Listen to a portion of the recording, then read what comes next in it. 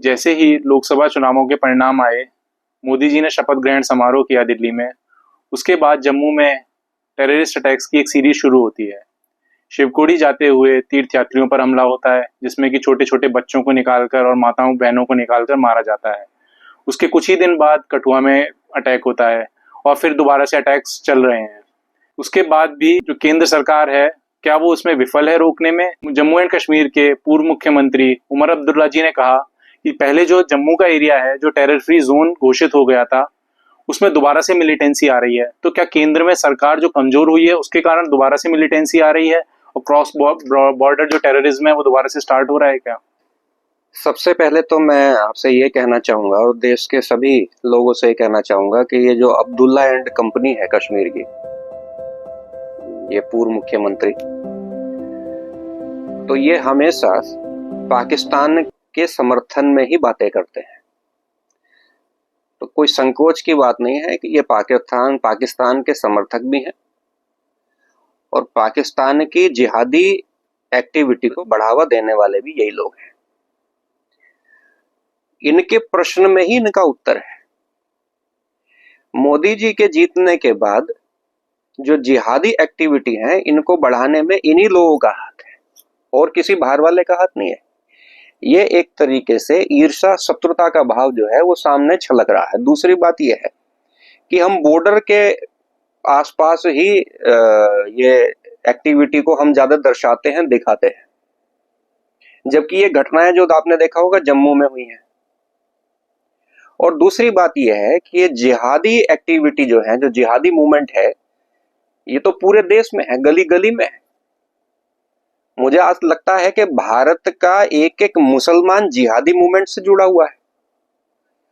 अभी हाल ही में जो 2024 के वर्तमान के ही जो चुनाव गए हैं, इसमें जो जिहाद के नाम से जो जिहाद वोट के नाम से जो आपने एक मूवमेंट देखा, वो क्या था? वो भी तो यही था। जिहाद वोट के नाम से जो आपने देखा कि पूरे देश के अंदर पूरा मुसलमान बीजेपी के विरुद्ध वोट डालने गया, वो बीजेपी के विरुद्ध वोट डालने नहीं गया था, वो वोट डालने गया था काफिरों के खिलाफ।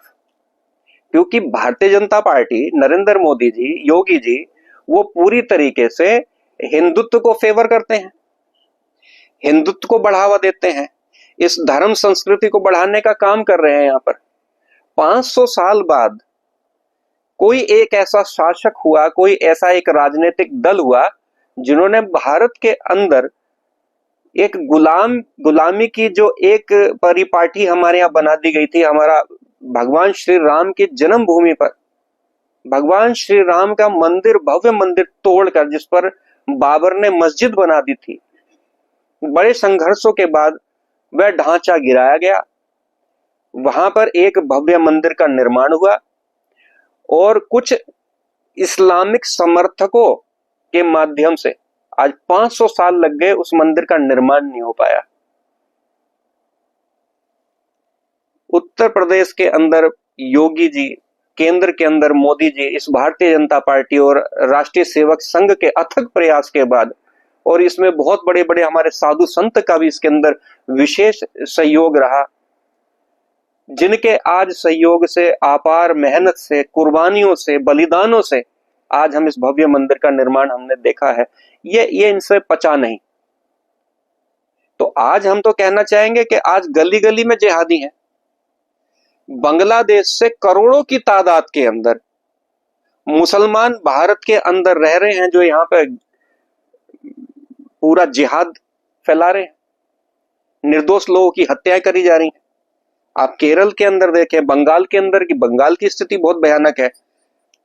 आपने तो केवल जम्मू की गतिविधि देखी है, बंगाल की स्थिति देखी है, बहुत भयानक वहां स्थिति है। हिंदुओं की बहुत भारी दुर्दशा है। वहां महिलाओं के साथ, बच्चों के साथ, बच्चियों के साथ वहां बलात्कार होते हैं, निरंतर मारकाट होती है, खून खराबा होता है।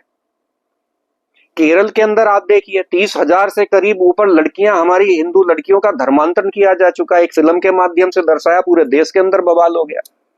उत्तर प्रदेश के अंदर अगर आप डेटा निकाल के देखेंगे, आपको डेटा उतना ही आपको लड़कियों का यहाँ का मिलेगा। अभी योगी जी के समर्थन से, उनके सहयोग से यहाँ पे धर्मांतरण के गिरोह का पर्दाफाश भी आपने देखा होगा यहाँ पर। यहाँ पे निरंतर मस्जिदें बनाई जा रही हैं, मस्जिदों के अंदर हथियार इकट्ठे होते हैं, पत्थर इकट्ठा होते हैं, और वो निर्दोष हिंदुओं के ऊपर, चाहे उनकी शोभा यात्रा निकल रही हो, चाहे कांवड़ यात्रा हो, उनके ऊपर पत्थरबाजी करी जाती है, उनको तोड़ा जाता है, उनके ऊपर आक्रमण करे जाते हैं, उन हिंदुओं को मारा जा रहा है। लव जिहाद के नाम से हमारी बेटियां उठाई जा रही हैं। अभी आप देखें ज्ञान व्यापी मंदिर का क्या मामला है। मैं हिंदू समाज के संदर्भ में भी एक बात कहना चाहूंगा कि हिंदू समाज बहुत स्वार्थी, लालची और डरपोक प्रवृत्ति का हो गया है। आज अपने भगवान के अपमान को भी वो सहन कर जाता है। पता नहीं कितने वर्षों से ज्ञान व्यापी मंदिर को तोड़कर जो मस्जिद बनाई गई, उसके अंदर भगवान शिव के शिवलिंग पर वो लोग वजू करते थे, कुल्ला करते थे, गंदे हाथ पैर धोते थे। हम लोग सब कुछ सहन करते आ रहे हैं। मजाल है अगर इनकी किसी प्रतिलिपि को भी अगर जमीन में किसी तरह से गिर जाए तो ये इलाके के इलाके जला के राख कर देते हैं ये। और उसके बाद भी हिंदुओं को ये कहा जाता है कि हिंदू जल्दी आक्रामक हो जाता है। ये हिंदुओं के ही कारण है, ये उन दोगुले हिंदुओं के कारण है जो हिंदू धर्म में तो हैं लेकिन हिंदू धर्म का सबसे बड़ा अपमान कर रहे हैं, जो हिंदू धर्म को नीचे गिराने का काम कर रहे हैं। ये उन दोगुले हिंदुओं की वजह से है। पीएफआई के जो ओरिजिनल डॉक्यूमेंट्स थे वो पूरी दुनिया ने पढ़े, उन्होंने भी यही शब्द कहे कि हिंदू बहुत ही डरपोक, स्वार्थी और लालची है। इस कौम को तो हम बहुत ही जल्दी इंशाअल्लाह खत्म कर देंगे। लेकिन जो देश के लिए सबसे बड़ा संकट है वो आरएसएस, योगी और मोदी को उन्होंने बताया। लेकिन आज हिंदू समाज आज इन्हीं का विरोध करने में लगा हुआ है। ये बड़ी विडंबना है। तो जो लोग तथाकथित ये जो मुल्ला एंड कंपनी है, ये मोदी जी को अगर बदनाम कर रही हैं तो इसमें कोई भी आश्चर्य की बात नहीं है। तो जिहादी मूवमेंट तो पूरी दुनिया में है। मोदी जी यहाँ पे है, मोदी जी क्या फ्रांस में है, मोदी जी क्या ब्रिटेन में है, मोदी जी क्या अमेरिका में है, मोदी जी क्या पाकिस्तान में है, मोदी जी क्या बांग्लादेश में है, कहीं नहीं है मोदी जी।